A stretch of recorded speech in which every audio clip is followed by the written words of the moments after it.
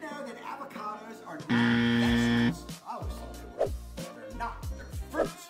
Today's video is all about taking you on a journey about the pros and cons of the cost of living in Baltimore. Meet me on the other side and we shall get started. If this is your first time to this channel and you're moving about or relocating to Baltimore, Maryland or the Baltimore suburbs, I want you to learn about eating, sleeping, working, playing, the good, the bad, the ugly, about living in Baltimore. I do it raw. I'm going to tell you straight up. Then subscribe, tap the bell so you're the first to know about the current market in Baltimore. I got you covered. My name is Mark and we get calls and emails every day from people just like you looking for help or making their move to Baltimore, and I absolutely love it. Whether you're moving in 9 days or 90 days, give us a call, shoot us a text, or send us an email, whatever works for you, so we can help you make a smooth move to the Baltimore area. Let's get right into the pros and cons of the cost of living of Baltimore. And if I seem irritated, I am. I got bees in my sunroom. My wife's coming home from the beach tomorrow, and I had the man out, and he has no clue how to get rid of them. Oh, please, dear Jesus, help me. I need a bee man. Number one on the list for the pros as far as cost of living in Baltimore is Baltimore's centralized location. Look, Baltimore is located smack dab in the middle of the East Coast. We are 45 minutes from DC. We are an hour and a half from Philly. We're 3 hours from New York. We're 17 hours from Florida. You tell me. So Baltimore, here we are, this little old city that you can access all these major metropolitan areas. You can work there, live here. We have highways, unbelievable east, west, going 95 north and south. You have railways. You have BWI Airport. People come to BWI Airport as opposed to Reagan or National Airport because it's more affordable. We're here. Check this out. I just got back from the beach myself. It's 2.5 hours to get to the Delaware shores. If you're in Anne Arundel County, it's 2 hours to get to the beach. That's what I'm talking about. Or to go to the mountains out in Western Maryland, it's 3 hours. So you're centralized. You're right here. You couldn't have a better centralized location than here in Baltimore, than here in Maryland. I'm telling you. You have all that at your disposal as far as visiting, going, seeing. It's right there. Number two on the list for pros as far as the cost of living. People live in Baltimore, but they work in DC because of affordability of the housing. People work in Philly and live in Bel Air, Baltimore suburb. People work in Baltimore and take the train up to New York City because, again, you can live in the urban environment, you can live in the county, have affordable housing. The average rent here in Baltimore, as far as the city and outlying areas, as far as suburbs, $1,200 to $1,500. The average home price, $325,000 to $367,000. $367,000, you can own a home. You try that in DC, please. Baltimore and the Baltimore area is about financial accessibility to where you can access the American dream of owning a house. That's what's so great about this area, because it's affordable from a housing standpoint. You know, as far as the housing, you're going to have diverse housing options. You got condos, you got row homes, you got duplexes. That was my first house over in Parkville. You got colonial and Victorians from the, oh my God, the Gilded Age, from the Civil War and the Revolutionary War. Unbelievable houses. You got colonials, you got ranchers. So you have all that at your access, all that at your availability of different options as far as the type of house that you want to live in. I live in a contemporary style house. Yes, I love it. So Baltimore also has 15,000 vacant homes, which presents investment opportunities. And you can also access those investment opportunities from a real estate perspective in Howard County, Baltimore County, Carroll County, all touching base here against Baltimore City. Check that out. Number three on the list is all about the money. The Baltimore area has a thriving job market. Baltimore is no joke for employment opportunities. Cybersecurity is probably leading the charge right now. The Peninsula, it's a $10 billion investment in Baltimore. Used to be called Port Covington, and that's where a lot of cyber firms are moving into because they're close to NSA, National Security Administration, Fort Meade, close to DC, close to BWI Airport. They're designating the Peninsula, or rather Baltimore too, as the cybersecurity Silicon Valley of the East Coast. How about that? And that is for real. All those defense contractors, there's demand. Research institutions like the University of Maryland Biopark, right here, they attract scientists and researchers from across the world. That impact on Southwest Baltimore, we call it SWEBO, is real. Johns Hopkins University, Johns Hopkins Hospital, it's a teaching hospital. They bring them in from all over the world, people that are studying, people that are learning, researchers, scientists. So there's big demand in our healthcare industry also. You also have government institutions that are always hiring. Baltimore County, Social Security Administration, Howard County, National Security Administration, Johns Hopkins Applied Physical Lab. You have all these major institutions that are hiring and are looking for you. Number 4 on the list of pros, as far as cost of living, the favorable aspects. Thriving city like Baltimore is no exception. Baltimore's higher education landscape holds a unique position within the city's overall cost of living dynamics, offering an array of advantages that extend just beyond the confines of academia. Love that word. Just say it. Academia.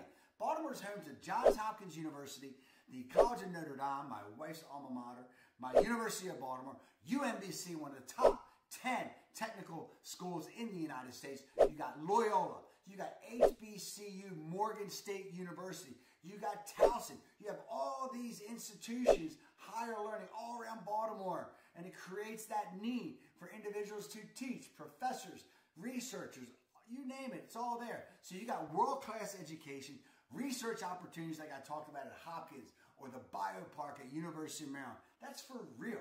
There's big-time demand there. So, but what even more magical, because when you have these educational institutions, is that you got employers that are willing to spend the money or invest the money rather in your career. And you have access to that where a lot of that high tuition is offset because you're in state. How about that? That is cool. From a cultural standpoint, intellectual, there's always at any of these universities, there's lectures, there's seminars, there's art exhibits, there's all kind of events that take place in these universities, these institutions. Not to mention some of the unbelievable football or basketball, whatever you're into. But more importantly, what I like is the theater. These schools have some dynamite theater, what do you call that? Schools within the institution itself, but whatever. I like the theater. I don't know what to call it. Even more importantly about these higher educational institutions, it stabilizes the home property values because there's always demand. For example, SWEBO, I mentioned that before. The University of Maryland Biopark, that whole area is really starting to grow there and be in demand from an investment standpoint. The other aspect, of course, is scholarships, financial aid. Because you have all these institutions competing around one another, they have demand and they're looking for students. So there's money available to you and to your kids and your grandkids or whoever else. Number 5 on the list is the cultural attractions and entertainment. It's affordable here in Baltimore. Baltimore's cultural attractions and entertainment scene, that's going to stand out not only for the diversity, but also for the vibrancy, but also for the remarkable affordability. Please, you can go to Fort McHenry National Monument. It's free. Learn all about the War of 1812. It's free. Got an unbelievable park. You have low-cost options like the Inner Harbor, where you can stroll on the promenade and just hang out. You got Federal Hill. You can just check out the Central Business District. And, of course, you got, here we are, Baltimore. We have butt next to the Chesapeake Bay. I consider Chesapeake Bay our backyard playground. Fish, hunt, hike, kayak, sail, paddleboard. I love paddleboarding now. It's unbelievable. It's so calm and serene. And believe me, I like to chill a little bit. I like the paddleboarding. You can also crab or learn how to crab at Sandy Point State Park, and it's free. And of course, if you're not into that, we got museums. Baltimore Museum of Art, Walter's Art Gallery, all free. And even more importantly, I don't know if I might have mentioned this, but Baltimore's got 200 plus neighborhoods. And with that comes cultural festivals and events. AFRAM, unbelievable. Artscape, one of the largest art showcases in the nation. Hunfest tells you all about the pride of Baltimore. We do have Pride Festival. We have Seafood Festival, Ukrainian festivals. We have Italian festivals. You name it. Each neighborhood is unique and has a cultural vibe on its own. So you can check out all that. But it's affordable for you and your family, please. Besides trying to find a B guy or B person to come and help me, moving is right up there with divorce or going to the dentist. And I hate going to the dentist. Please. Anyway, if you're moving, relocating, moving about, whatever. Look, we put together a free moving guide just for you to where you can click it. It's a link. If you don't want to click it, I get it. Not a problem. I don't care. It's up to you. But if you want me to email it to you or text it to you, I can do that too. But see, check this out. This free moving guide, it helps you stay organized. And it's free. Look, I told you to stay for the cons, the negatives, as far as the cost of living. And make no mistake, I love my Baltimore, but I'm raw. I will tell you exactly the good, the bad, and the ugly. And here's some of the ugly about Baltimore. But don't tell me Baltimore has it alone. Because you got Chicago, you got San Francisco. Please, they got people defecating on the sidewalk in San Francisco. I don't know what that is. That doesn't happen in Baltimore. We got other issues. New York, whatever. Every city's got challenges. Please, everybody associates with The Wire. That was 2008. It was fictional. It was real, but it was fictional. Please, 2008. That shit's over with. Number one on the list as far as cons for cost of living, negatives, list of income.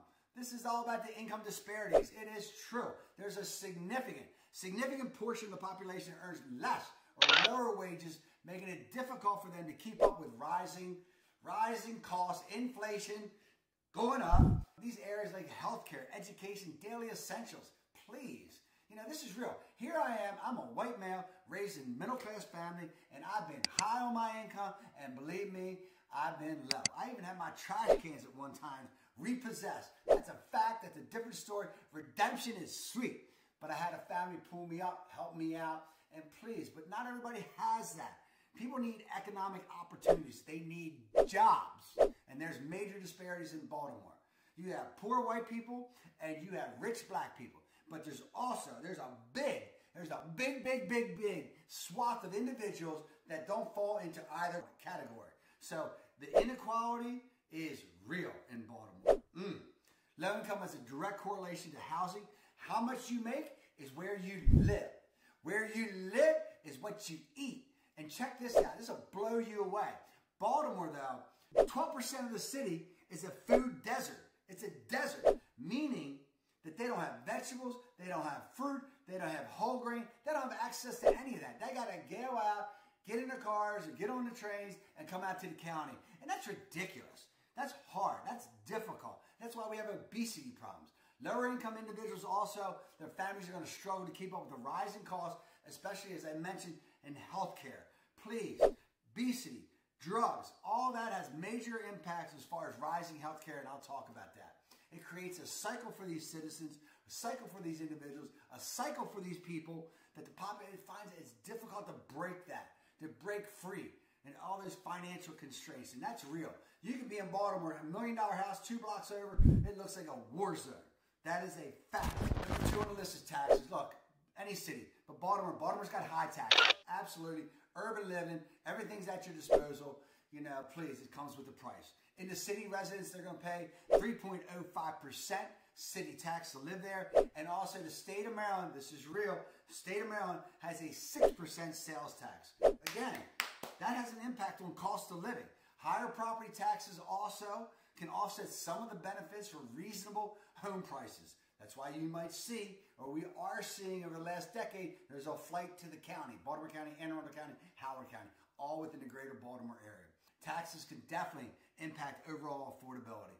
And it does indeed deter potential home buyers. It's a fact. I've seen it with a lot of my clients. I know you're waiting for it. I'm not holding back.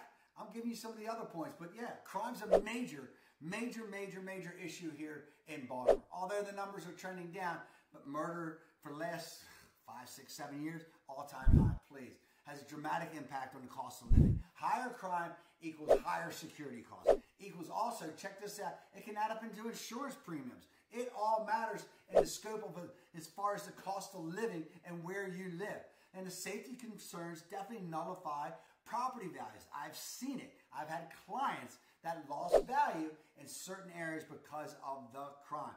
What about the personal well-being? Crime is a major issue. It has been. They've made some inroads with that.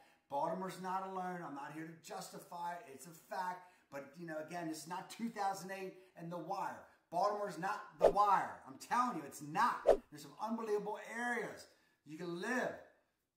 Number 4, I touched on is healthcare expenses. Here we are. We got world-renowned hospitals at our disposal, but they're not free. Two major issues with health in the city are those, as I mentioned, drugs and obesity. And I mentioned it before, there's areas where you can't even go into a grocery store. Just non-existent. People don't have access to that, and it affects their health. And the drugs, come on. You know, you got drug overdoses, heroin, you got cocaine, I guess, whatever all they're into, anybody's into, and it has a major, major impact as far as rising healthcare. And if you're middle America or you're lower income and you have to face that and you're trying to afford that, it's difficulty. You can't afford it. So unhealthy, going back to the eating, unhealthy eating turns all that into obesity. Major, major issue in Baltimore. Not just Baltimore alone, but it's a major issue. So healthcare costs in Baltimore can be a significant challenge, you know, especially if you don't have health insurance. You know, you have access to health care, I'm certain, in one way or another, but how do you get from under that, having to pay it eventually? Please, I don't know. It's difficult. But like I said, I told you I'd be real with you. It just breaks my heart. And it's not just Baltimore in the city, but if you have that urban style and you're lower income, it's real. People are impacted by the healthcare, rising healthcare costs and expenses in Baltimore. It's real. The fifth negative on the cost of living in Baltimore is education. Baltimore public schools absolutely suck. They do. It's a travesty. Do you know, here's another, do you know? This is the fourth most funded public school system in the nation, in America, and we have schools where kids aren't learning. We have schools that kids are graduating and don't know how to read. We have schools that don't have heat during the winter. What is that? We have schools going into late spring that don't have air conditioning. That can't happen. So what happens is these families are reaching out, then they're going private. We have unbelievable private schools, but they cost money. That has an impact on the cost of living here in Baltimore. It's just, I can't tell you. It's a travesty, and it's real in Baltimore. Schools they're just atrocious. Public schools in Baltimore are horrible. Horrible, horrible, horrible. God, fires me up. I told you I was going to be raw, and I did not get stung. I'm still looking around for bees. Anyway, you got to know where to live. You got to know where not to live. I'm going to tell it to you straight. That's why you got to check out my next video, Worst Neighborhoods in Baltimore, and you know it. I love you, Baltimore.